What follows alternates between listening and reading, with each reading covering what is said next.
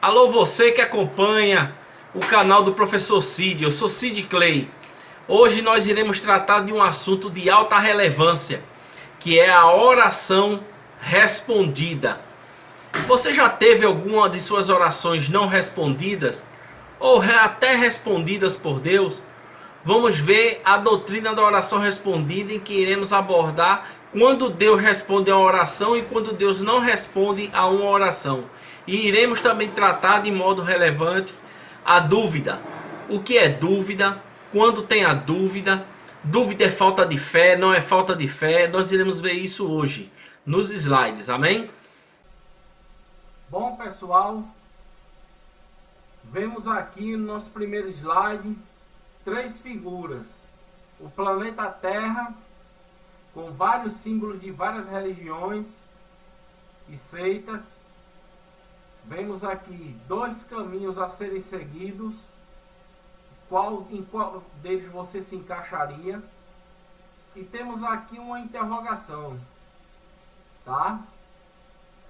O homem está se perguntando por quê.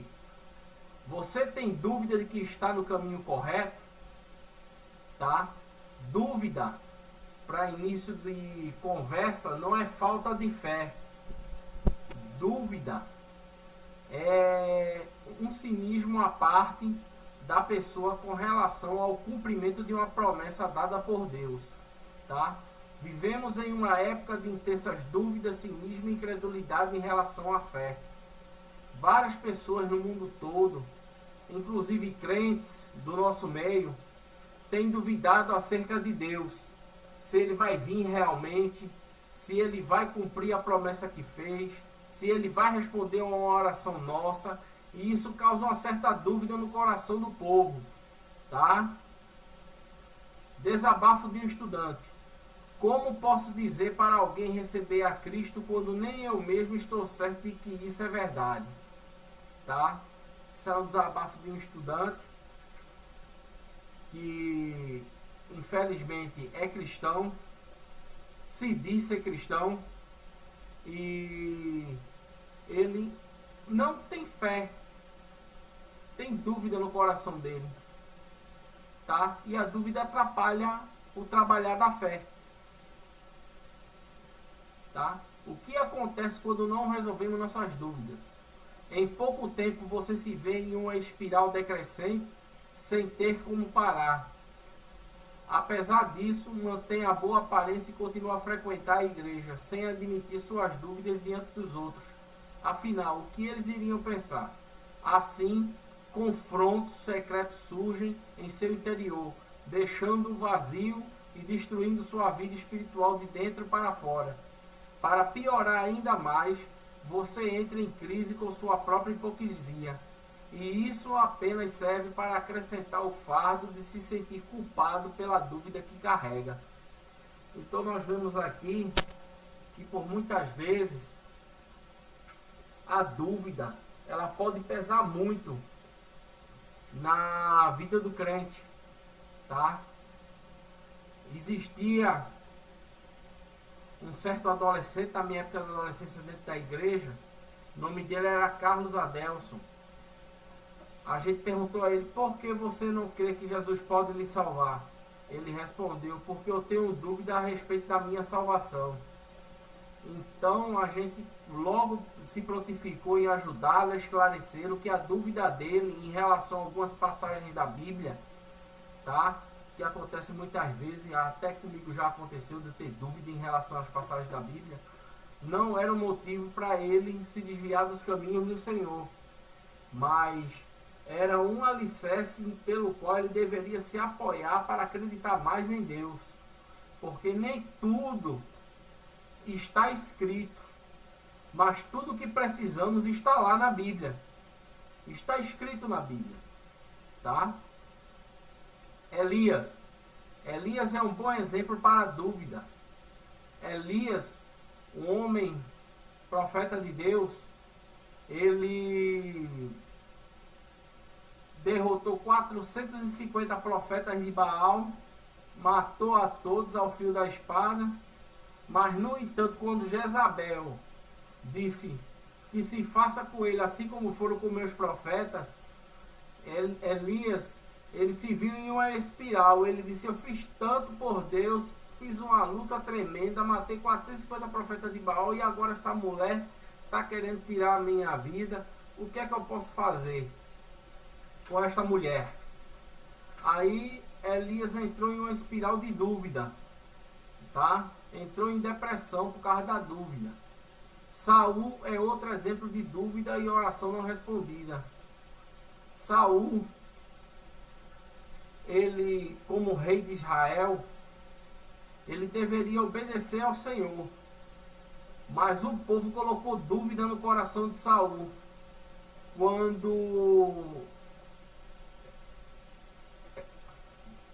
o profeta do Senhor, Samuel, chegou junto de Saul e perguntou a Saul: Saul, que tanto boi é esse? Que tanta ovelha é essa? Ele disse: não, o povo pediu para que a gente separasse para sacrifício. Ele não tinha certeza do caminho a ser seguido. Ele ia pela cabeça dos outros. Aí, meu filho, infelizmente ele dançou. E todos nós já sabemos o fim de Saul, que foi o próprio suicídio dele. Reconheça que a dúvida nunca é um problema puramente intelectual. Porque tem gente que pensa que a dúvida vem por um problema de inteligência da pessoa em perceber as verdades bíblicas, quando na realidade não é assim. É preciso reconhecer que há uma dimensão espiritual para o problema, porque somente através do Espírito é que conseguiremos discernir o que é espiritual e o que não é, tá? Primeiro, tem a natureza pecaminosa herdada de Adão, que atrapalha a gente no entender das coisas de Deus. Segundo, tem Lúcifer, o nosso arqui-inimigo, que vive nos atazanando 24 horas para nos fazer pecar, para não irmos morar no céu. Tá? Tudo isso vocês encontram em Efésios 6 e 12, 1 Pedro 5 e 8, 2 Coríntios 2, 10, 11 e Colossenses 2 e 8. Em Romanos 8, 15 e 16, vemos aqui uma passagem especial. Quando a dúvida surge, tenha em mente a relação adequada que existe entre a fé e a razão. Tá? A fé anda junto com a razão, porque nossa fé, ela é uma fé pessoal. Ela tem intelecto, sensibilidade e vontade.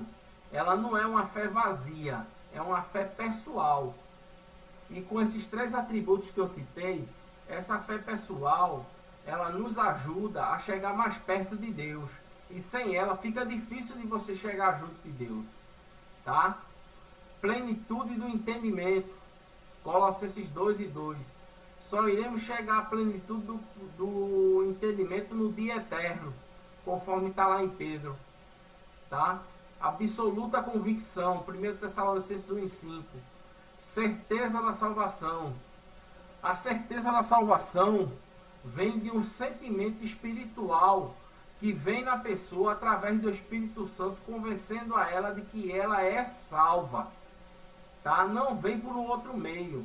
Não adianta só ficar na leitura da Bíblia, não adianta ficar só jejuando, porque isso não resolve. Você tem que ter a expressão máxima do Espírito na sua vida, dizendo que você é salvo, dizendo que você possui a salvação da sua alma. E toda dúvida, quando o Espírito Santo entra, é sanada. Tá? Em 1 João 2, 20 e 27, aqui a unção do Espírito Santo que cada cristão desfruta é a fonte do nosso conhecimento da verdade a respeito de nossa fé. Foi o que eu acabei de falar.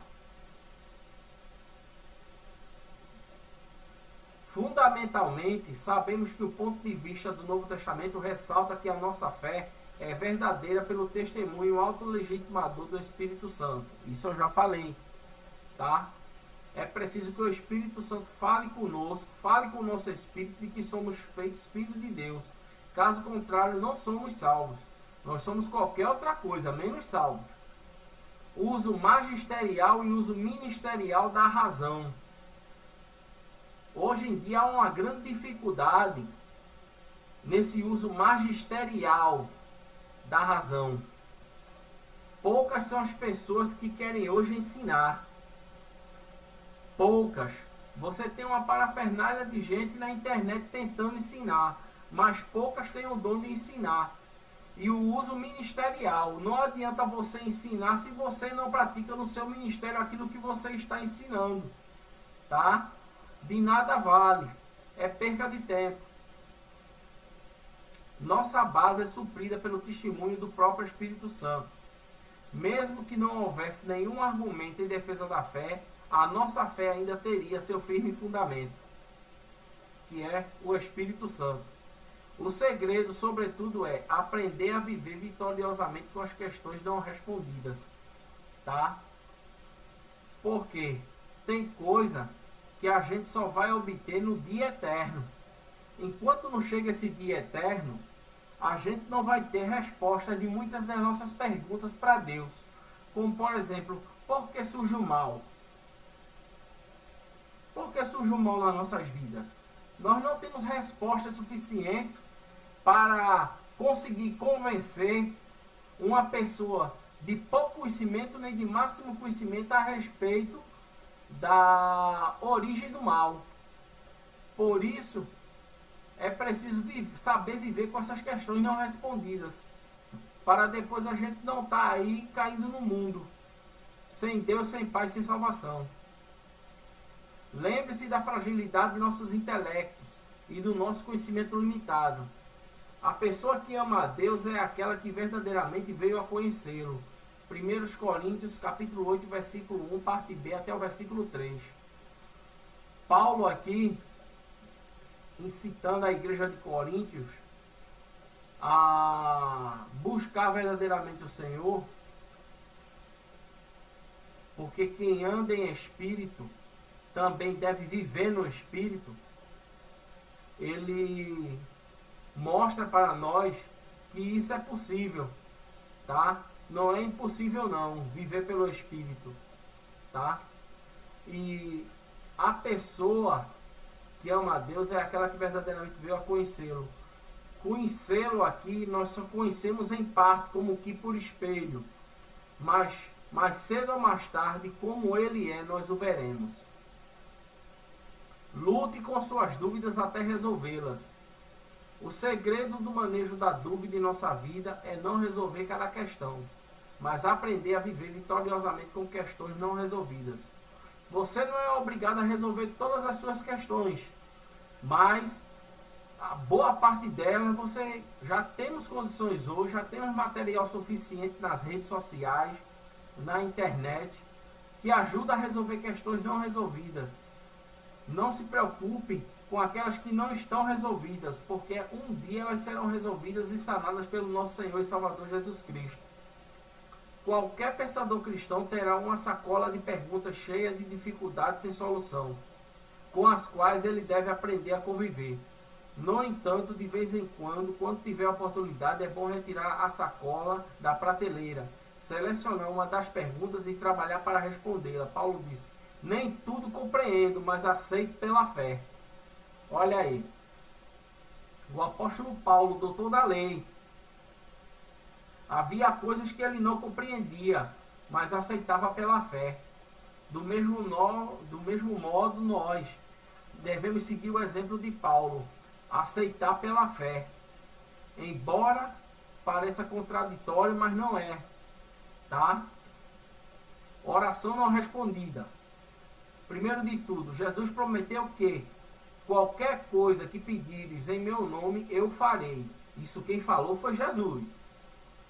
Na verdade, em João, capítulo 14, 15 e 16, Jesus repete essa promessa 3 vezes usando palavras diferentes. Veja só o que é que ele diz. E farei tudo o que pedides em meu nome. Está lá em João 14, 13, parte A. a fim de que o vosso Pai vos conceda tudo quanto lhe perdides em meu nome. Está lá em João 15, 16, parte B. Em verdade vos digo que o Pai vos concederá tudo quanto lhe perdides em meu nome. João 16, 23, parte B. Tá? Evidentemente, Jesus de fato estava falando sério. Tal afirmação é maravilhosa e surpreendente. Tudo que pedirmos. Agora, se tudo está dentro da vontade de Deus, é outra pergunta também que se encaixa aqui, tá? Tudo que pedimos a Ele dentro da vontade dele poderá ser respondida. Caso contrário, você ficará a ver navios, viu, meu amigo? Na verdade, algumas vezes ele não responde as orações porque os cristãos têm orado por coisas contraditórias. Ora, alguém pode objetar, mas você não pode usar experiências humanas para julgar as promessas de Deus. No entanto, o problema dessa objeção é que as próprias Escrituras dão exemplos de oração não respondida. Tá? A Bíblia revela orações não respondidas por Deus. Pense no chamado espinho na carne de Paulo, uma indisposição física que ele pediu 3 vezes para o Senhor remover. Olha, um judeu, que Paulo era judeu, por parte de mãe, e romano por parte de pai, ele, como judeu, ele só pediria em uma oração somente uma vez o seu pedido. Mas aqui ele pede 3 vezes a Deus, ele exagera, tá? O judeu só pede as coisas a Deus uma vez só. E ele aqui pediu 3 vezes para o Senhor repreender o espinho na carne dele. Mas Deus não removeu, Deus não ouviu a oração de Paulo, tá? Paulo também pediu à igreja de Roma para orar a fim de que pudesse ser liberto dos incrédulos em Jerusalém, naquela que seria sua visita final, tá? Aqui em Romanos 15, 31. Mas ele não foi liberto. Outro exemplo de oração não respondida, tá? Nem toda oração Deus vai responder do modo como a gente quer que seja respondida, mas ele responde de alguma maneira, tá?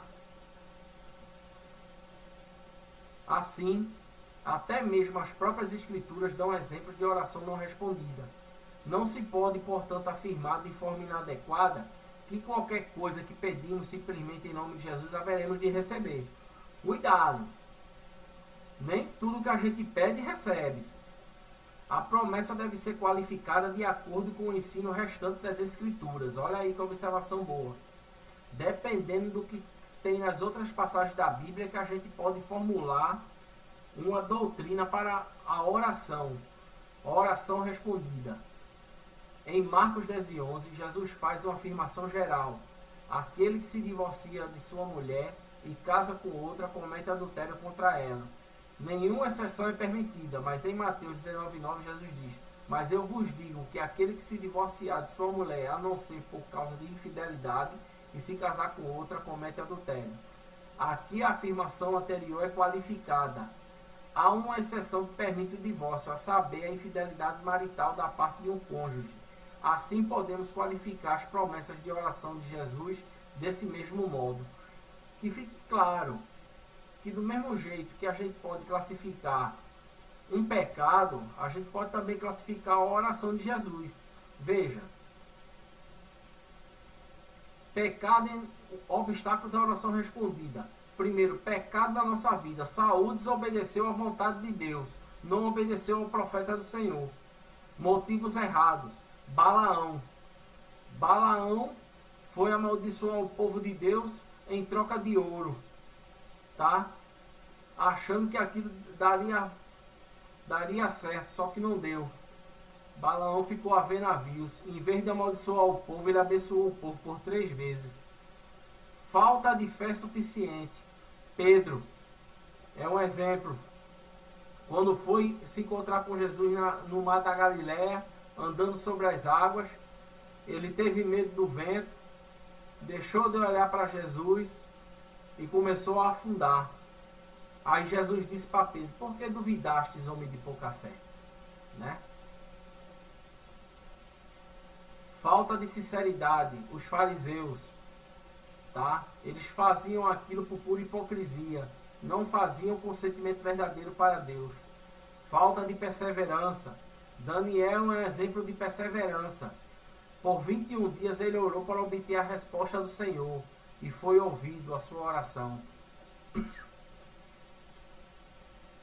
Condições para a oração ser respondida. Se eu atender a iniquidade no meu coração, o Senhor não me ouvirá. Se você pratica iniquidade, Deus não lhe ouve. Deus não ouve pecador. É o que muitos dizem por aí. Mas se o pecador ficar arrependido do seu pecado, Deus o ouve sim. Igualmente vós, marido, coabitai com elas com entendimento, dando honra à mulher, como vaso mais fraco, como sendo vós os seus co-herdeiros da graça da vida, para que não sejam impedidas as vossas orações. Olha aí, os motivos que levam as orações não serem respondidas. E vem aqui, pedi e dá-se-vos-á, buscar e encontrareis, batei e abrir-se-vos-á. E Tiago 4:3, antes ele dá maior graça, portanto diz, Deus resiste aos soberbos, mas dá graça aos humildes. O que isso aqui quer dizer? Não adianta fazer uma oração com soberbice. Não adianta. Você vai ficar sem resposta. A porta não vai se abrir. O que você busca não vai encontrar. João 12:28. Pai, glorifica o teu nome. Então veio uma voz do céu que dizia, já o tenho glorificado e outra vez o glorificarei. Aqui é Deus respondendo a Jesus, tá? Por isso vos digo que todas as coisas que pedirdes, orando, crede receber, e tê-las-eis. E em Tiago 1:6 e 8 diz, peça porém com fé, em nada duvidando, porque o que duvida é semelhante à onda do mar, que é levada pelo vento e lançada de uma para outra parte. Não pense tal homem que receberá do Senhor alguma coisa. O homem de coração dobre é inconstante em todos os seus caminhos. Olha aí o motivo pelo qual a oração às vezes não é respondida. É porque o camarada duvida e segue por outras trilhas que não é o caminho do Senhor. E disse o Senhor, se tivesses fé como um grão de mostarda, dirias a esta moreira, desarraiga-te daqui e planta-te no mar, e ela vos obedeceria. E Marcos 9:24 diz, e logo o pai do menino, clamando com lágrimas, disse, eu creio, Senhor, ajuda a minha incredulidade. Ou em outras passagens, ajuda a minha falta de fé. Tá? Ele tinha dúvidas, porque ele já tinha enfrentado várias experiências, esse pai do menino. Mas a fé dele não estava abalada. Ele ainda tinha um pouquinho de fé, que foi o suficiente para o filho dele ser curado. Condições para a oração ser respondida, parte 2. Disse-lhes também, qual de vós terá um amigo, e se for procurá-lo à meia-noite, e lhe disser, amigo, empresta-me 3 pães, pois que um amigo meu chegou à minha casa vindo de caminho, e não tenho que apresentar-lhe. Se ele responder de dentro disser, não me importunes, já está a porta fechada, e os meus filhos estão comigo na cama, não posso levantar-me para te dar.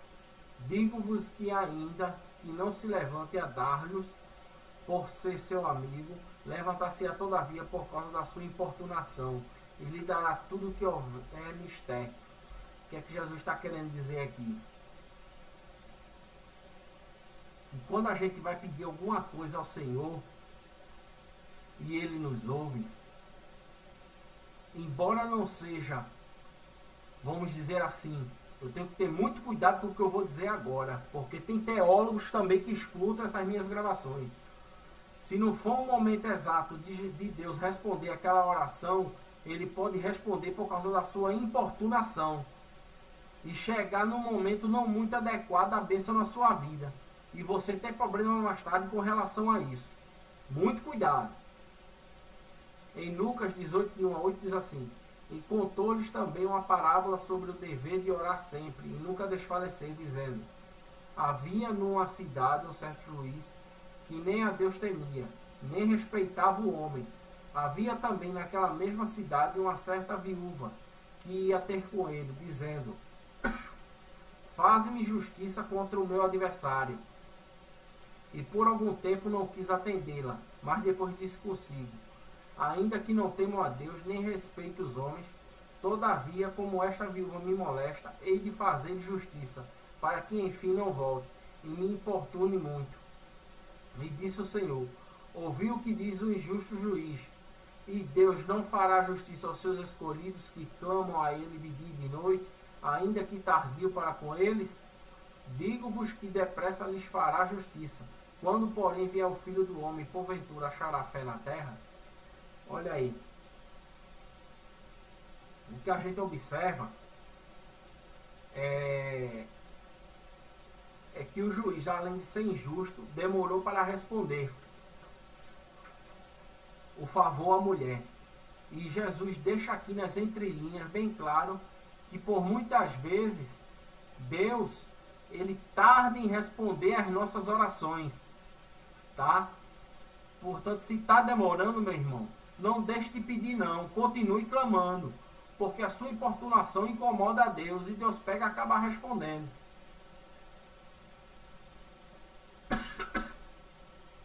E esta é a confiança que temos nele, que se pedirmos alguma coisa segundo a sua vontade, ele nos ouve. E se sabemos que nos ouve em tudo o que pedimos, sabemos que alcançamos as petições que lhe fizemos. E em Lucas 22:42 diz, dizendo: Pai, se queres, passa de mim este cálice, todavia não se faça a minha, mas a tua vontade. Não se faça a minha vontade, mas a tua. É um texto bem conhecido, em que Jesus pede para ser passado o cálice dele, tá? Essa oração Jesus fez, mas graças a Deus não foi respondida pelo Senhor. Não da maneira que Jesus queria nesse momento de fraqueza como um homem, tá? Como fica a promessa de Jesus segundo a Bíblia? Primeiro de tudo, eu farei tudo o que pedirdes em meu nome. Tudo que vocês pedirem em meu nome, se vocês não tiverem nenhum pecado não confessado em suas vidas, se seus motivos forem puros, se tiverem fé, se forem sinceros e perseverantes nos seus pedidos, e no topo de tudo, se essa é a vontade de Deus, então responderei. Essa aqui é a doutrina da oração respondida. A sua oração tem que estar dentro desses parâmetros aqui para ser respondida. Caso contrário, nunca será respondida pelo Senhor. Em 1 João 3:22 diz assim: a oração é uma das dimensões da vida de fé e não da apologética. Que a apologética é para a defesa da fé.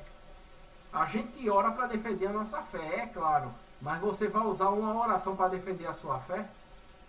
Só se você for fazer uma aleijada andar. Aí você consegue, tá? Fazer uma apologética disso, mas não faz parte do estudo da apologética a oração. O que fazer quando a timidez aparece?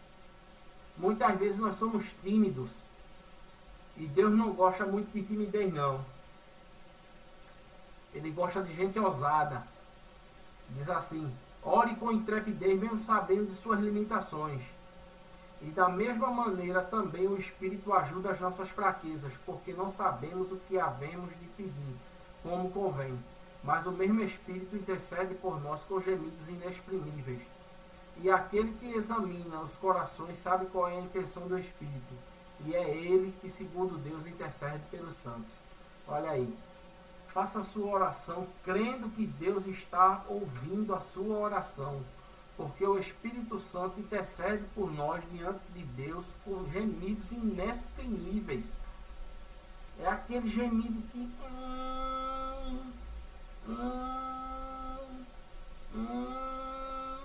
ninguém entende, mas só Deus entende. Viu? Deus lhe dará o que está decretado em sua vontade boa, perfeita e agradável. Nem sempre você vai conseguir o que pedir, mas Deus sabe melhor o que servirá para fazer seu reino crescer. Nós devemos confiar nele para as suas respostas. A oração é um trabalho duro, mas as promessas da oração são grandes. Portanto, esforcemo-nos para nos agarrar a tais promessas. Tá? Então, fica aí a dica, fica aí o recado para vocês, de que Deus, Ele responde as orações desde que esteja dentro da sua vontade. Tá? Agradeço aqui a todos que me ajudaram com essa edição, ao meu filho Júnior, a minha filha Milka, a minha esposa, ao meu outro filho Isaac. Quero agradecer a todos que me apoiam aqui com oração, que as orações de vocês sejam ouvidas pelo Senhor. Amém.